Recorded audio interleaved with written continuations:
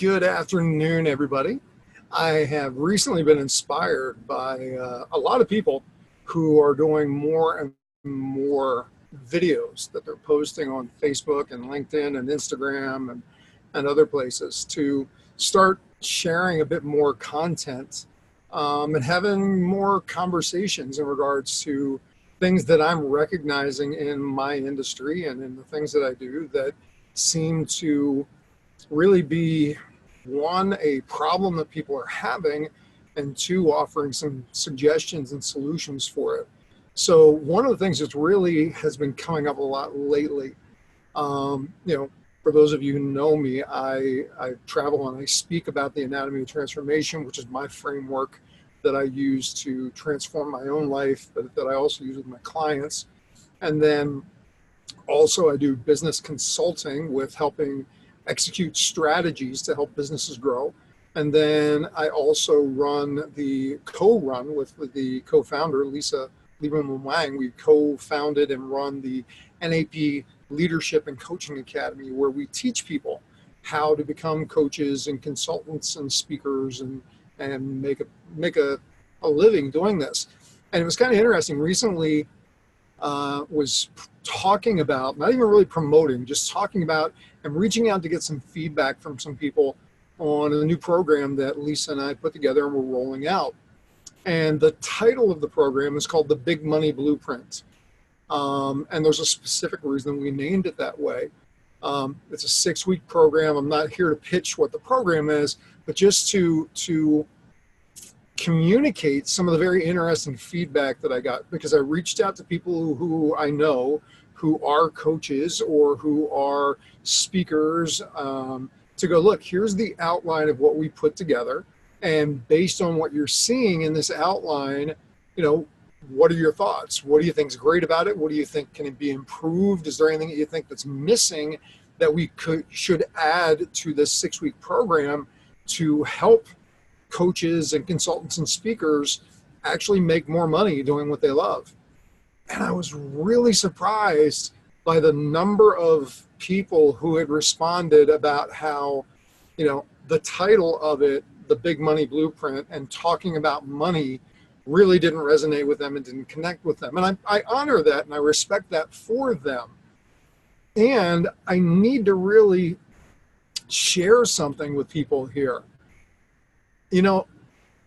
I've had the privilege of meeting so many people over the 30 years that I've been involved in personal development. And I've been doing coaching professionally for 22 years. And meeting people who have tremendous hearts, who are wanting to give back to others and are wanting to help other people overcome some of the same problems that they've overcome, or they see a need in their community that they want to help people with. But the problem is, and I don't know whether they see this as a problem for themselves or not, is they're not making money doing it. The Department of Labor Statistics, you may have heard me share these statistics before, maybe you haven't, but the Department of Labor Statistics are that the average income for a life coach in the United States is less than $28,000 a year, and they are working part-time. Now, when they get into the numbers for a full-time life coach, and I'm putting parentheses there because it's so muddled that they include personal health trainers, people who train you at the gym, into those numbers to get their average. So the average is skewed. It's not really clear, but full-time, they've got a range of $40,000 to $75,000 a year that coaches are making. And that really gets me thinking when, people that are either coaches or considering being a coach, or, who are looking at this industry, a common phrase that I hear, I'm not doing this for the money. And they actually look down many times on people who do talk about the money of making, a 6-figure income or more as a coach. It's like we're bad people for doing that. Look, we have to come back to business 101, okay? If you are focusing on being a coach, it's a coaching business. It's the same challenge that people had. I was in the music industry for years, and it's two words, the music business. And most people are starving artists because they only focus on the music and not on the fact that it is a business and has to be treated like one. And it's the same thing with coaching and consulting and speaking. I really have to stress something when it comes to business 101 fundamentals. And people can argue with me on this all you want, and I will push back and prove my point.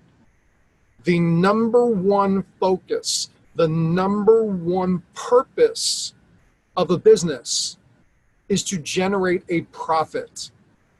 And people will go, you greedy capitalists. No. People will say, well, it's about changing the world. It's about helping people. It's about living my purpose. Yeah, and if you're not generating a profit, you cannot do any of those things. You cannot reach out and go out and travel and help people in other parts of your state, other parts of the country, other parts of the world, unless your business is generating a profit for you to do so.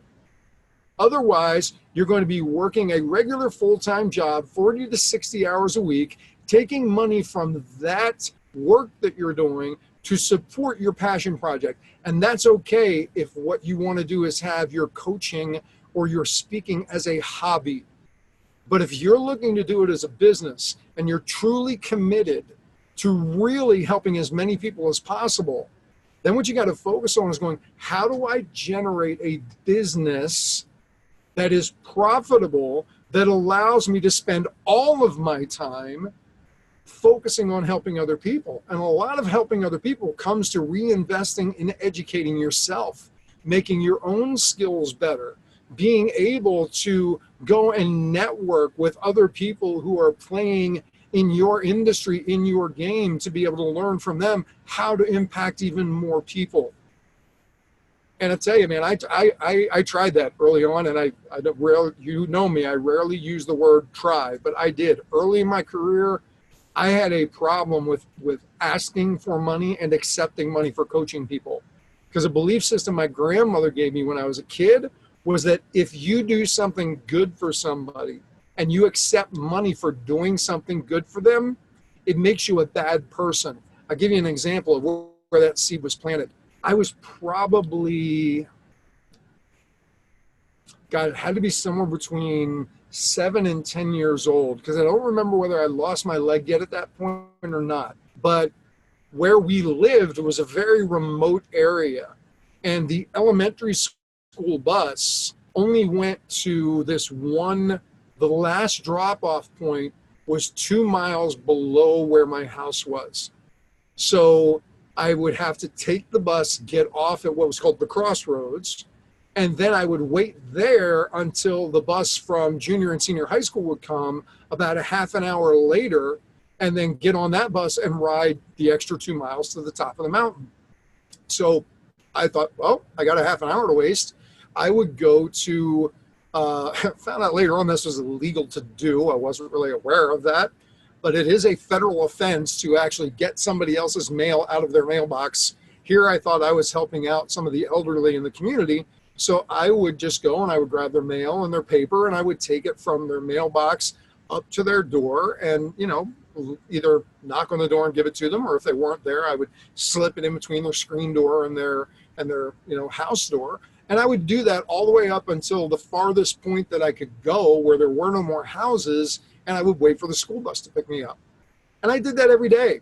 And then what started happening was around the holidays, as I was doing this, some of the people were giving me monetary gifts, and they weren't huge gifts. I mean, you know, it was like they gave me $2.50. But, you know, in the 1970s, 1980s, for a kid, that was humongous.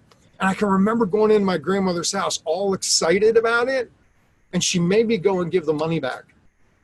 And she said, if you do something nice for somebody and you take money for it, it makes you a bad person. I went, okay, I don't want to be a bad person. I went back and I gave the money back to the people. Then comes 1997, 1998, when I started coaching. And it was extremely hard for me to ask people for money to coach them.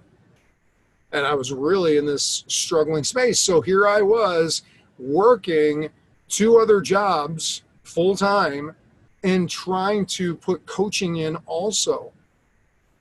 I'll tell you what, was not allowing me to be the best coach and make the biggest impact that I could make. Okay, many other reasons I can go into. But what I want to shift to is when you recognize that this is a business and you have to treat it like one, there are so many nuances that coaches are not doing. You're not setting yourself up as a business entity. And you need to talk to your accountant about that, whether you need to be a DBA, an LLC, a corporation, whatever those are, because you have to, especially this year, the IRS is changing a lot of things. You have to be registered and you have to maintain business insurance like errors and omissions and other business insurance coverage. You've got to be able to do those things. So you've got to look at creating a profitable business. So when I started looking at things differently and saying, you know what, I need to set this up to where I'm making a living as a coach, and not just a squeaking by living, but a living that will allow me to continue to invest in going to educational events and studying with people and getting my own coaches and doing these things, because that'll just make me a better coach for my clients. My business totally transformed. So the message I really want to put out here to you is, if you're in the speaking, the coaching, or even any other business industry, you got to recognize, yes, you started what you're doing because you saw a problem and you want to fix it. And if you're truly going to do this as a business, you have to be able to look at the money. You have to be comfortable charging what the true value is of what you're bringing to somebody. And there are lots of ways that you can learn how to determine what that value is, especially in something like an intangible business like speaking or coaching, and consulting. There are ways to figure that out. There are ways to understand the value that you bring. But I just really want to express to people, it's not only okay to make money and talk about money when you're dealing with your clients and with other people in your industry. It's a necessity. And if you do struggle with that and you're kind of resistant when people are talking that way and you start making judgments about them when they're talking that way, really need to look at it for yourself and go, what are some of my deepest seated beliefs around money and what I have to do to be worthy to receive money? A lot of different things to be able to look at there. So again, just wanted to jump on, share this snippet. If you got questions or you want to challenge, push back, whatever, feel free to do so in the comments. Love to have an open dialogue about it. And, hopefully we can help some people shift their perceptions and be able to start really creating more value for their clients, for themselves, and be able to impact a larger number of people. All right. So appreciate your time, and I will talk to you soon.